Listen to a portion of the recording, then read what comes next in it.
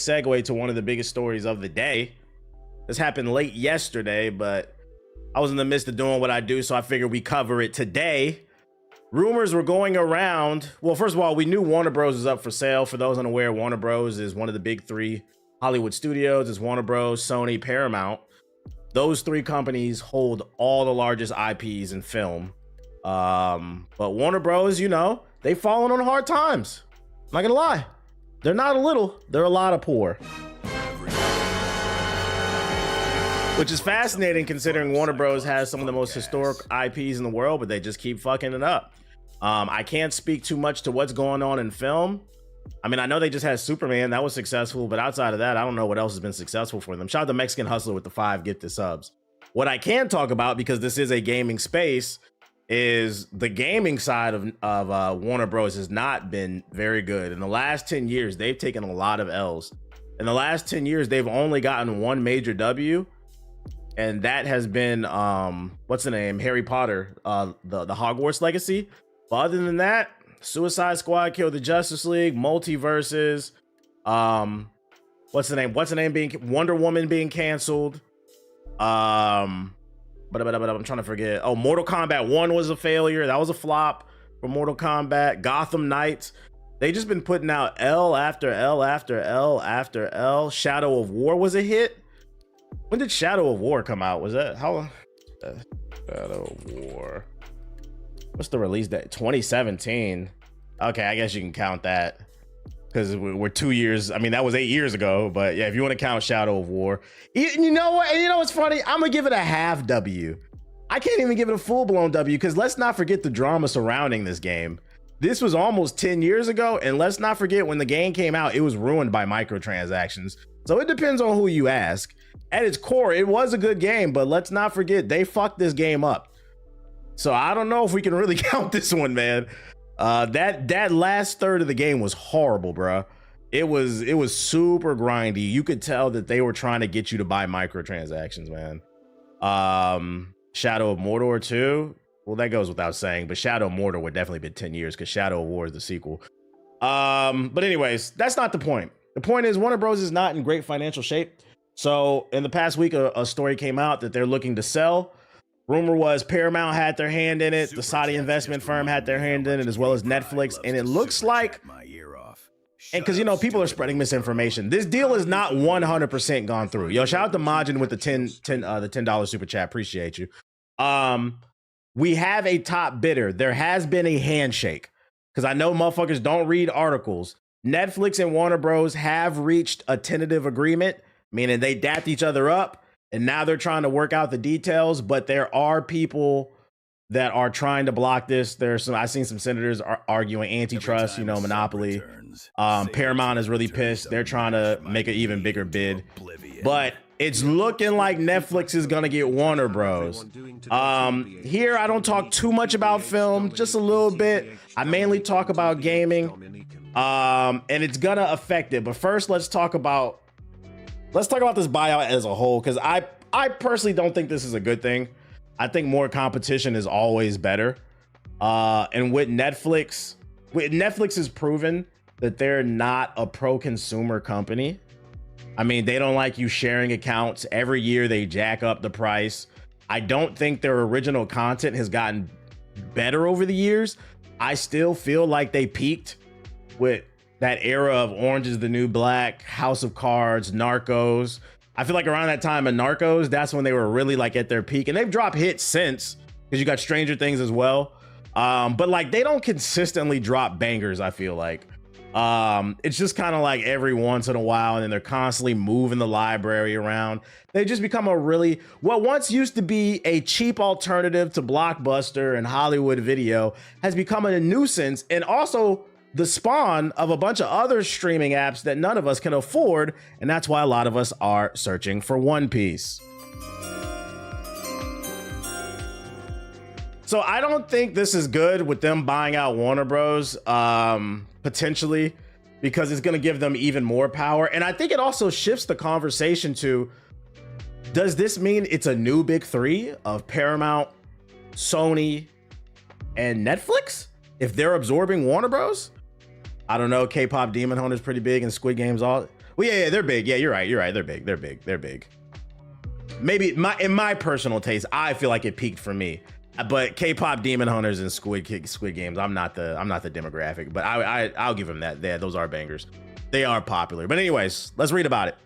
Netflix's $82 billion acquisition of Warner Bros. In many ways, the last thing weakened Hollywood needs right now. The industry still recovering from COVID-19 pandemic, where theaters were forced to close. The audience became even more comfortable with streaming film at home. The WGA and the SGA strikes in 2023, which were driven by legitimate concerns around studio interest in generative AI, delayed production and promotion of many films and TV projects. And the rise of streaming content pushed many media companies towards taking depth and unwise mergers.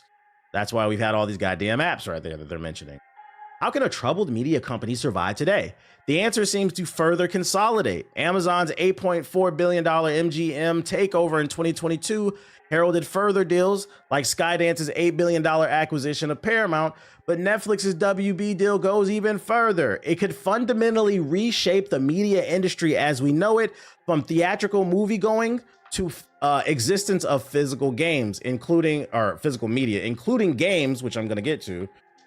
What will the Netflix and Warner Bros. Deal include? After next year's already announced separation of Warner Bros. And Discovery, Netflix says it plans to acquire all of Warner Bros. Remaining assets, including its film and TV studios, HBO Max and HBO, for $82 billion. So HBO went from HBO Max to now Netflix. Like, they've changed their name like 3 or 4 times in the last 5 years. It's fucking annoying, bro. According to game developer representatives, also say Warner Bros. Games, which also includes Mortal Kombat developer NetherRealm, will also be part of the deal. Another reason I think this is potentially bad is it just gives them too much power. I could see them using this as an excuse to basically say, oh, we just spent $80 billion. Woe is us, man. We're going to need to re-up that. So we're increasing the price from $20 to $30 a month if you want to stream our shows. But hey, don't worry, you can get that Warner Bros. Content, and maybe we'll bring back multiverses for smartphones or something. Oh my God. Will the Netflix and Warner Bros. Deal be approved by regulators? Even before the deal was formally announced, it was clear that whoever bought WB would be facing government opposition from every side due to monopoly. Yesterday, Paramount sent a WB a letter questioning the fairness and adequacy of the acquisition bidding process.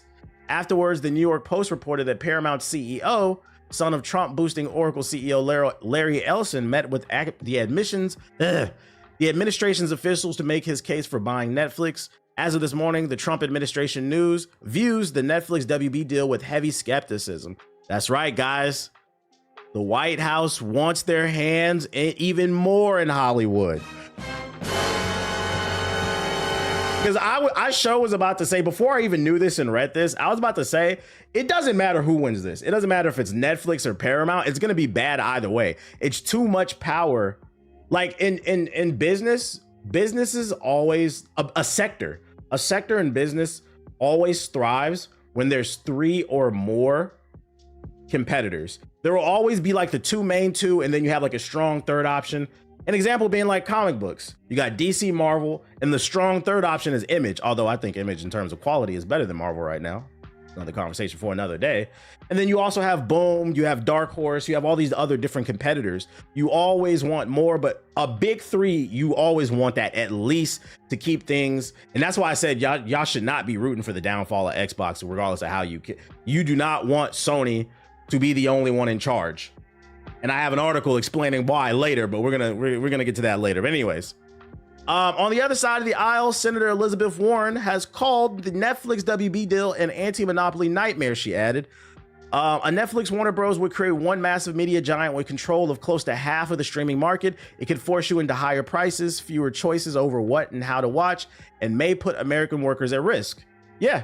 People are going to lose their jobs, higher prices. And like I said, it doesn't matter who this goes to. This is a nightmare. It's going to give somebody way too much power. Because on the opposite end of the spectrum, if it goes to this investment group that's affiliated with Trump, who's to say they're not going to use these Hollywood tools for propaganda? They're already doing it. They're already doing with that PragerU shit, where they're trying to rewrite slavery, saying, oh, slavery wasn't that bad because, I don't know if y'all saw the cartoon. They had a fucking conquistador on the cartoon talking to kids, talking about, oh, slavery wasn't that bad because, you know, being in chains is better than, you know, than death or some shit like that. I'm like, no, nigga, I'd rather die than be a slave. What the fuck are you talking about, bro? What does the Netflix and Warner Bros. Deal mean for streaming video? And you know the crazy part is, I'm sitting here bitching. I don't know the solution to this. Because I also don't think a bailout is the solution either. I don't want to pay for this shit.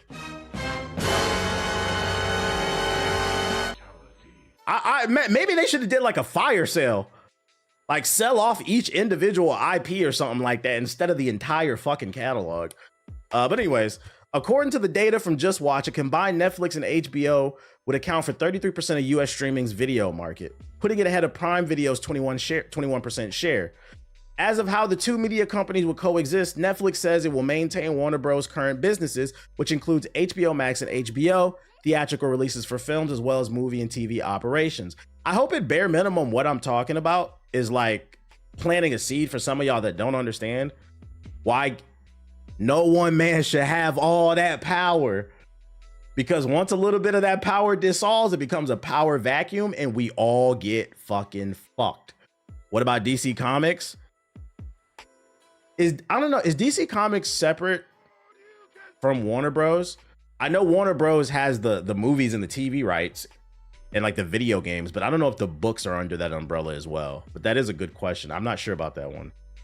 We think it's too early to talk specifics about how we're going to tailor this offering for consumers. Netflix co-CEO Greg Peters said in an investment call this morning when asked if HBO would remain a separate service. Needless to say, we think the HBO brand is very powerful and would constitute part of our plan for consumers that gives us a lot of options to figure out how to package things for the best option for consumers. Dog, I've been saying these niggas just need to leave their IPs for cheap. Like, yeah, they might do a fire sale to the best bidders or something. I thought Tubi unironically would get a decent chunk of the market. Hey, Tubi's how I watch the Super Bowl, man. At the very least, we can expect increased prices across the board for HBO and Netflix. There's also potential for the company to offer combination subscriptions similar to Disney and Disney Plus and Hulu and ESPN. Isn't that crazy? This company chose to spend $80 billion and somehow it's our problem. At the very least, expect increased prices. And I agree. They're going to try to justify buying this big ass batch of IPs and then they're going to increase the price. That's how they're going to justify it. It's bro, you chose to do that. And this is why I've seen a lot of videos about piracy recently. In short, a combined Netflix WB wouldn't be great for theaters. Previous mergers like Disney and Fox's union led to fewer theatrical releases, not more. Since its transformation into a streaming first company, Netflix has also been primarily focused on increasing subscriptions and engagement, with theatrical releases of its original content treated as an afterthought. Me personally, I'm old. I still enjoy going to the movie theater for certain movies. I'm not trying to pay $50 a month for fucking Netflix and then maybe get a movie here and there. I'd rather just go to the movie theaters and pay for what the fuck I want to see. And also get the movie experience, because I feel like movies are better with a bigger screen, the surround sound. I don't know, even though the popcorn overpriced is better at the movie, at least mine. I don't know about y'all. Y'all might be dry, but I don't know. Shout out to Teddy with the sub. Shout out to RGZ with the sub. Appreciate it. The new American way is privatize the profits and socialize the experience. Terrible. It's terrible. We've released about 30 films into theaters this year, so it's not like we have opposition to theatrical release. Netflix's co-CEO Ted Sandro said in the investor call, it's the longer windows that aren't consumer friendly. Life cycles that start in the movie theater will continue that. Over time, the windows will evolve to be much more consumer friendly to meet the audience where we are. So I feel like my music's a little too loud. He's letting you know what it is right now. He's letting you know what it is right now. He's saying, oh, we won't 100% remove movies from movie theaters, but if we're going to buy all these IPs, we might put it in the movie theater for a week. And then after that, if you don't see it in the movie theater, you need to subscribe to our service. He's making it known right there. The life cycles that start in the movie theaters will continue that over time. The windows will evolve to be more consumer friendly. And look how they use corporate talk to try to fool people. This is propaganda. Try to fool you into thinking this is a good deal for you, when no, the competition is a good deal. So if you don't understand why this is a big deal, it's not just that like they're removing it out of the movie theater and they're removing the experience. This could fuck up the job market on a deeper level. TBH, not talking about the politics and shit. Like this could fuck up the job market. Because if they're pulling all of their movies out of the movie theater, or they're shortening the theatrical releases to only a week or two, That means less revenue, less foot traffic is going to Regal, AMC, whatever mom and pop movie theater you go to, which means they can't afford to pay their employees or keep the lights on, and people are going to lose their jobs. He added, all things that are going to theaters through WB will continue to do so. Our primary goal is to bring first-run movies to consumers, and we intend to continue that. In an April interview at the Time 100 Summit, Sandros also famously called the theatrical model outdated, since most people in the US can't easily walk to a multiplex. Shut the fuck up, bruh.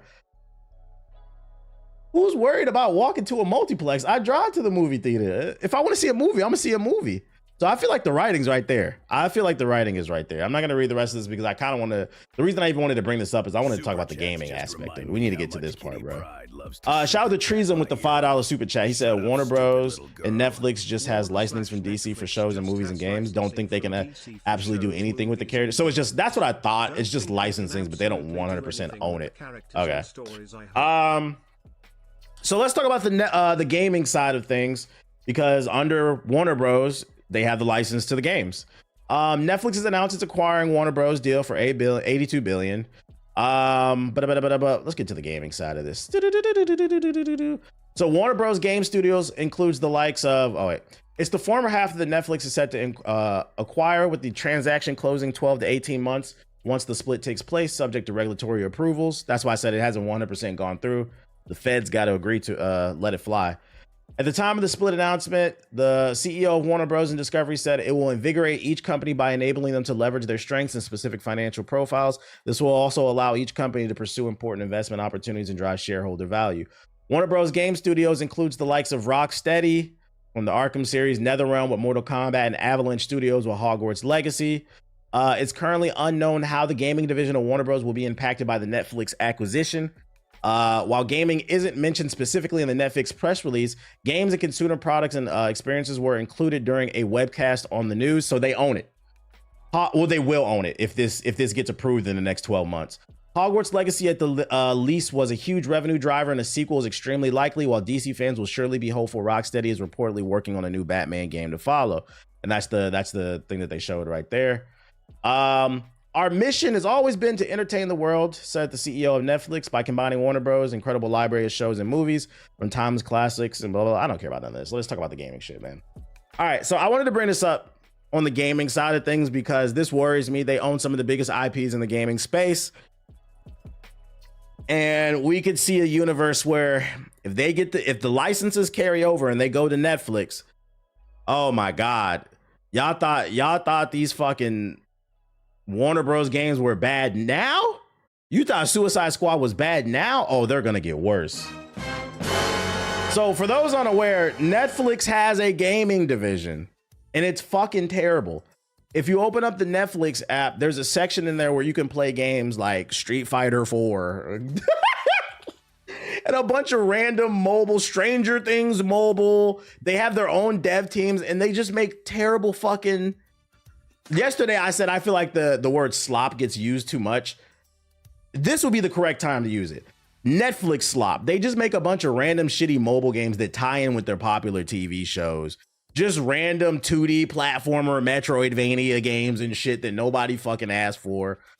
That got the popular characters in it. And I put a tweet out of why I'm worried about this. Well, actually, no, let me get in there. World-renowned content creator, the Black Okage, responded to this by saying, I pray but doubt Netflix allows WB Game Studios to maintain creative control for a couple reasons. Yes, he wants them to have creative control, but they might lose it with Netflix being in charge and them having their own gaming division. Because for those unaware, whenever there's new ownership in town, usually they clean house in the upper management because the CEOs and the CFOs want to take control of everything and establish their own company culture. I said, hey, WB executives were ruining their studios' visions by making them do live service games. One of the reasons why WB is in the situation that they're in is because the executives at WB Games didn't understand the gaming space. I can't speak for the movie side, but on the gaming side, they didn't understand the space. They were just like Sony Interactive. They kept saying, we want more live service, more live service, more live service. And a lot of their games flopped because of it. Gotham Knights, fucking Suicide Squad. If you haven't read the reports, originally Rocksteady did not want to make Suicide Squad. They were forced to make it because the publisher was footing the bill, and they said, we want a game that we could milk over the next 10 years. So if it seemed like it was out of place, and then the worst part is Rocksteady has to eat the brunt of the hate. But if you're wondering why that game felt so out of place for Rocksteady, it's because they didn't want to make it in the first place. So they were lacking creative control. And it's interesting too, because Rocksteady has produced plenty of bangers for WB. I don't know why they don't just let them be. The one thing I will give to EA is EA does let, at least with Respawn, they let Respawn do whatever the fuck they want. They give DICE good creative control as well. As long as your game is selling well, if it's not, they're gonna cut you off.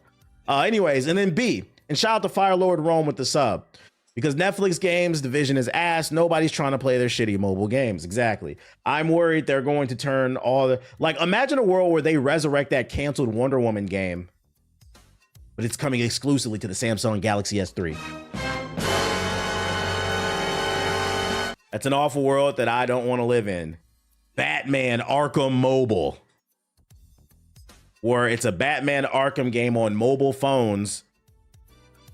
But it's not an open world Batman game. It's called Batman Arkham Mobile because it's a double entendre, because it takes place on mobile phones, but it's also an endless runner like Temple Run, but instead Batman's in the Batmobile and you have to basically avoid obstacles so the Batmobile doesn't blow up to try to get the highest score.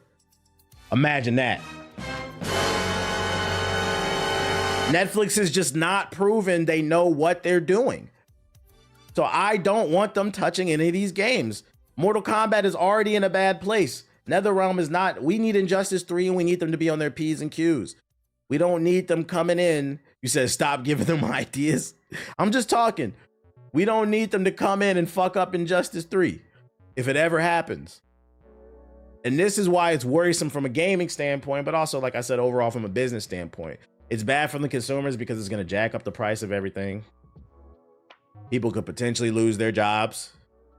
They're pulling away for us to even view the media. That'll be one less. They're basically completely in control of the media.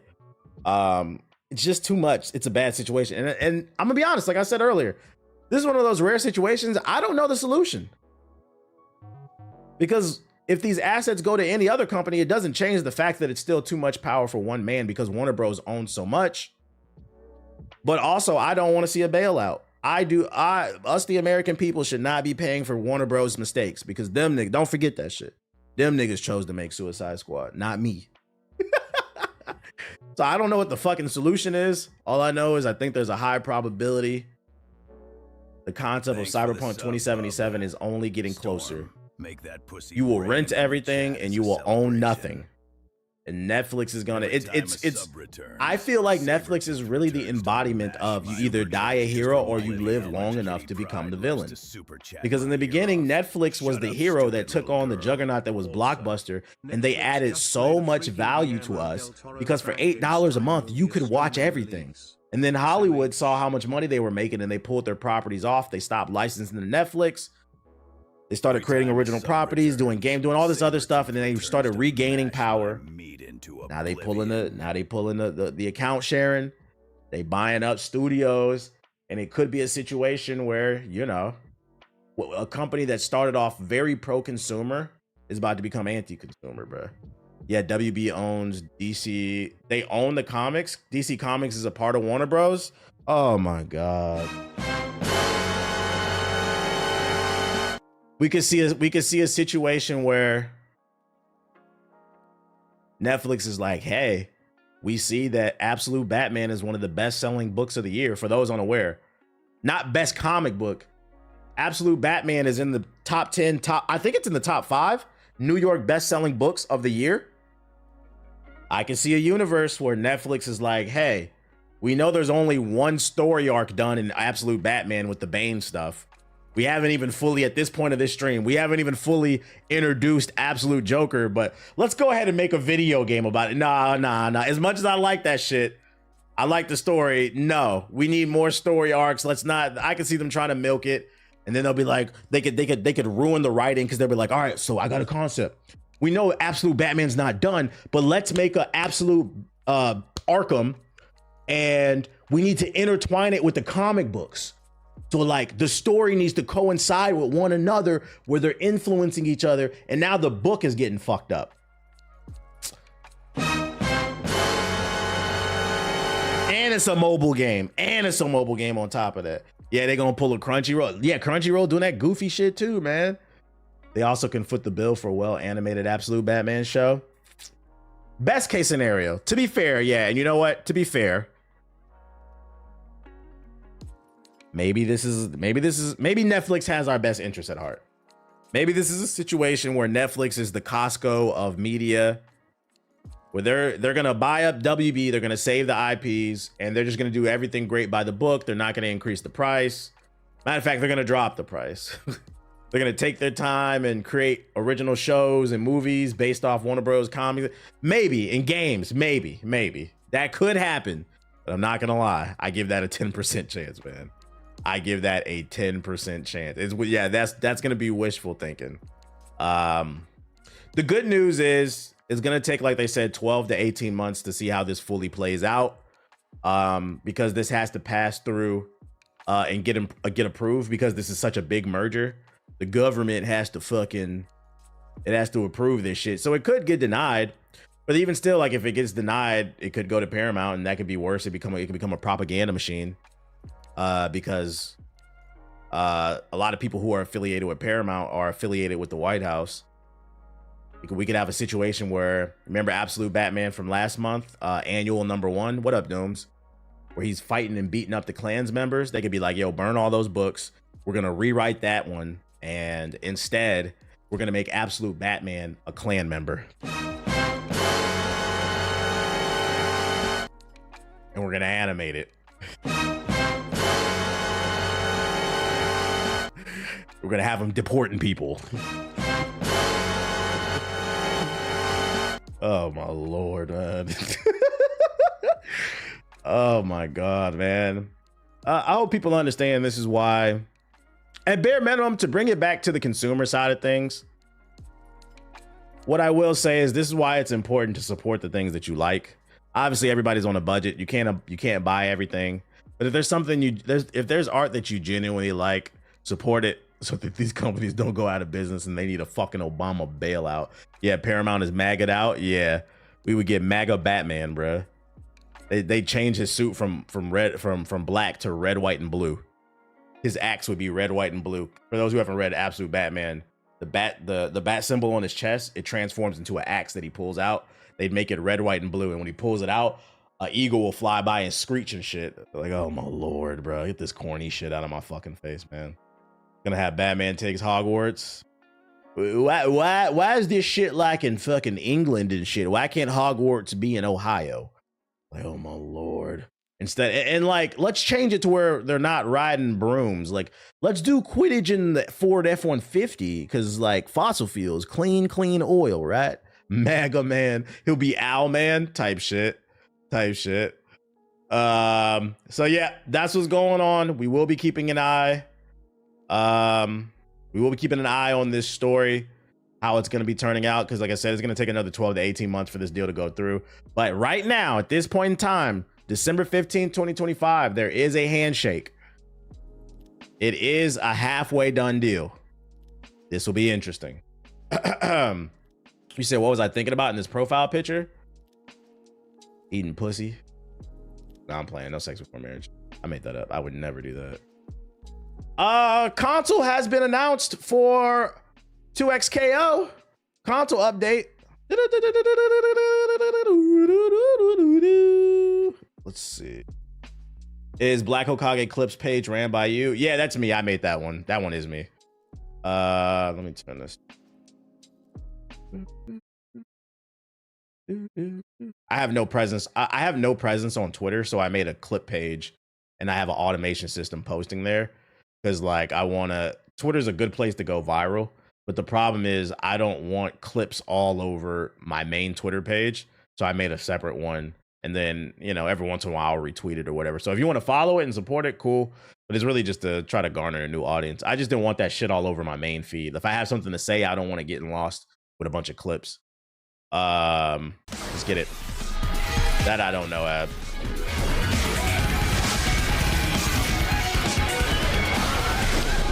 Jeff jumps in and the mushroom gets the KO. What just happened? I had no idea you could pop off like that, Jeff. The creator of the Game Awards, Jeff Keighley. I've been basing 2x KO from how much Trey plays it. He does not play it. So you saying it's ass? That's funny. Right, we've got some news for y'all. Hey everyone. To be fair, Trey always rage quits every fighting game whenever he hits his ceiling. Whenever he starts running into people who are just as good as him, that's when he starts calling the game trash, to be fair. Free-to-play 2v2 fighting game.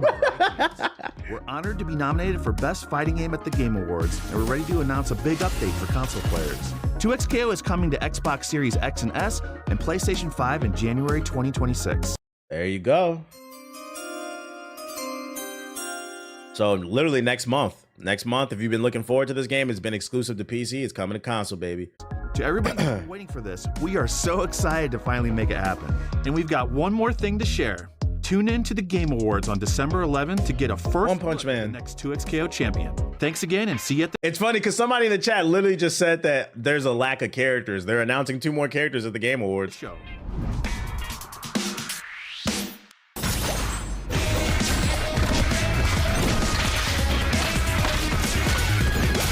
What League of Legends characters y'all think they're gonna have? They're gonna add, I mean.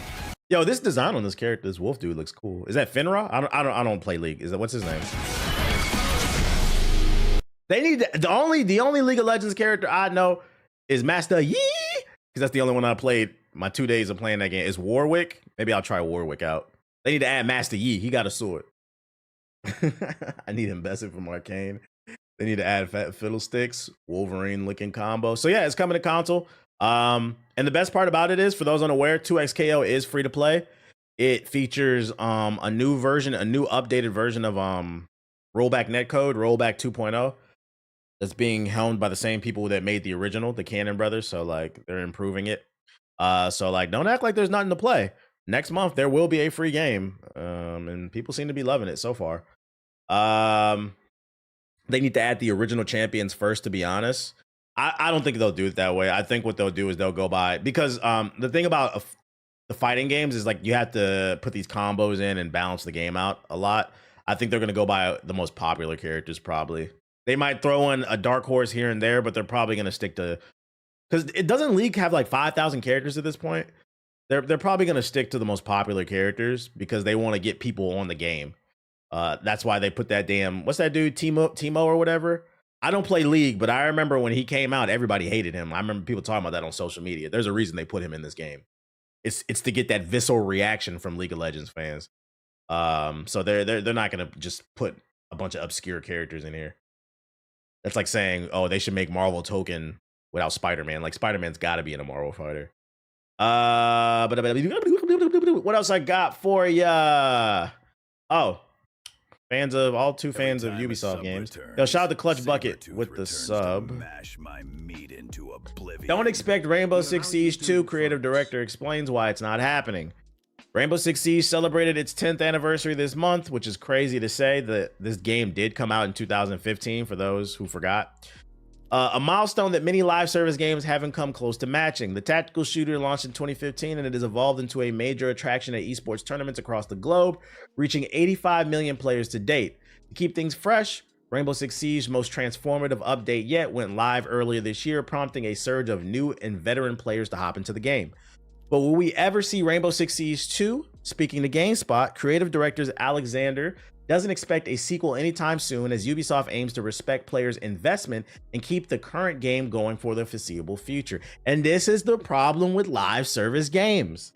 Even the devs recognize that the players who are involved in these games are involved in sunken cost fallacy. You have accounts that are worth thousands of dollars because they bought all these skins. So if you put out another game, people are gonna get upset that you made another. Wait, I bought all these fucking skins, bro. This is why I fucking hate live service. Live service is corporate greed and it stifles innovation. We should have been had Rainbow Six Siege 2. Should have been had it 5 years ago. But he just admitted we ain't gonna get it anytime soon. All you're gonna get is that little goofy ass update with some slightly better lighting. because you guys got all these fucking goofy ass skins, man. Just fucking let them import them skins over or something, dude. Make a new game, Ubisoft. Y'all are poor. They said, honestly, I think there are tons of reasons against it, just like there are reasons for it. Yeah, one of them is they had to put effort forward. That's the quiet part. I'll say it out loud that they won't say it. Another reason these companies like live service games is because why put any effort and brain power and creativity into a new game when we can just keep milking the old one? Niggas want 2K to go live service. They don't realize what they asking for. 2K need to take a break. Honestly, wait. But for us, it's about maintaining something that's been successful and competitive and fun for such a long time. Oh, they're admitting to it. They don't want to make a new game. They said, oh, we got a good thing going here. We see it where players can kind of get the rug pulled out from under them, and everything they've worked towards kind of changes in an instant when they jump over to a sequel. And that's something we won't do to our players. So there's an element of respecting players' investment. It's crazy because if you would have said this 20 years ago to me when I was younger, oh, the reason we're not going to get a trilogy for a game is because the developers don't want to make it. They don't want to upset players. This nigga said, we don't want to make a new game because they have a bunch of skins and it would be really hard for these pro gamers. Because to be honest, the only people who are still playing this shit are sweats. It'd be really hard for the sweatiest people in our community to jump over to the sequel and learn the new controls and abilities in the new game. No, the sweats are going to pick it up the quickest, but they're trying to package this in this corporate nice way to fool you into thinking this is about being pro-consumer. No, this is about not putting any effort for, oh, we don't want to make a new game because we want to respect the fact that you bought all these skins and we don't want people to have to learn new buttons and shit. The fuck up, nigga. Yo, gaming has been around since the late 70s, bruh. And all of a sudden niggas forgot to learn how to play a game. You know, when Jak 1, and you know the crazy, when Jak 1 went to Jak 2, it was a big jump.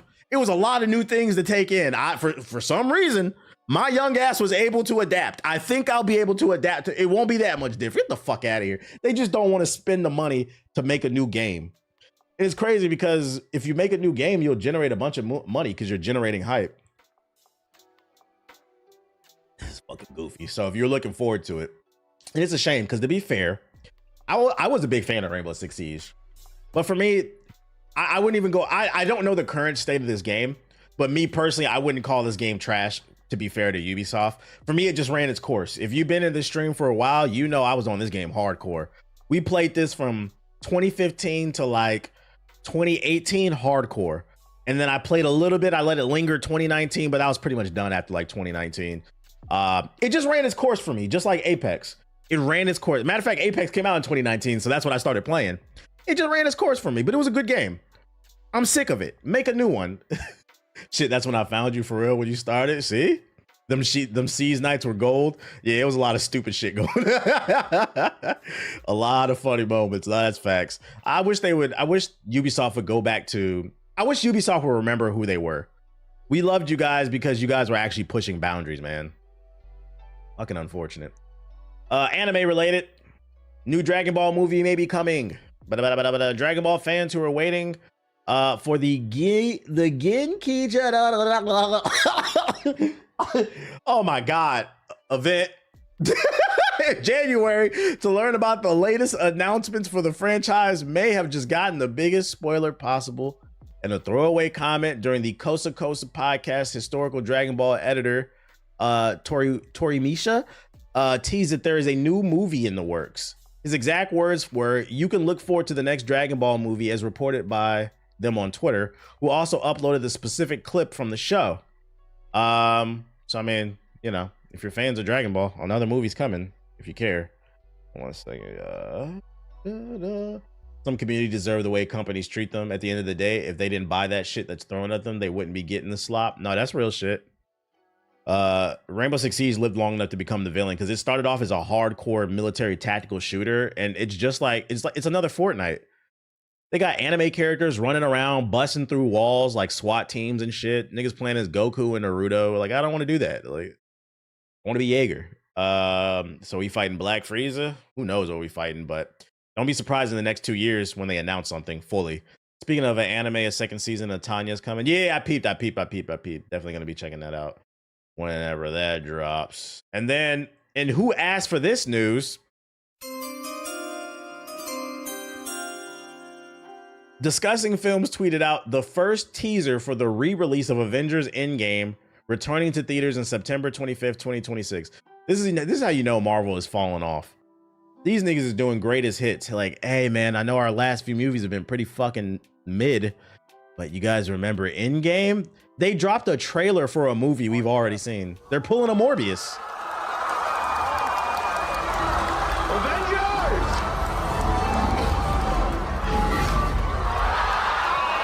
September is back in theaters. Yeah, they're cooked. Fantastic Four was ass. I haven't seen it. It depends on who you ask. I feel like with the Fantastic Four, there was no in between. People really either loved it or they didn't like it. I didn't personally like it. I'm already not a big Fantastic Four fan, but I felt like that movie was lackluster. It wasn't what it needed to be for me. All forms of media need to learn this lesson: when to let it die. It's better to go out on top. It's better to go out on top. The Last of Us arc. That's right, ladies and gentlemen. We're getting remasters of movies.